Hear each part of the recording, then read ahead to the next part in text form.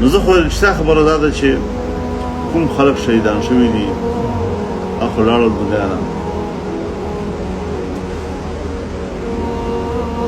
دا کوم چې زخمیان دي د پرون ورغلم هسپتال ته اوس زخمي ته خو په دې لپاره ورځې چې ته به ورته تسلي ورکړې یقین ومنه چې ما سره د تسلۍ الفاظ نو او دوی ما ته تسلي راکړه چې همت مات نه کړې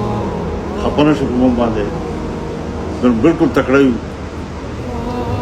یو داسې مریض مې ولیده چې هغه په سر کې ګولۍ لګېدلې ده او هغه حرکت نه شوی کولی سترګې هم یو خبر خوا نه شوی خوځولی په یو طرف یې مضبوطه نیولې وې مونږ چې چاپېر وو تپوس یې کړو هغه جواب نه راکوي اخر یې دا لاس دلته راوړو او داسې وکړه بېغمه وشوه او بیا اسمان ته لاس پورته کړو الله شته نو الحمدلله مونږ د خدای پاک داسې ملګري راکړي دي چې دغو ملګرو فخر پکار دی دا مونږ دپاره دا خلک اعزاز دي منظم خلک دي ظلم په ځان برداشت کوي خو په بل باندې ظلم نه کوي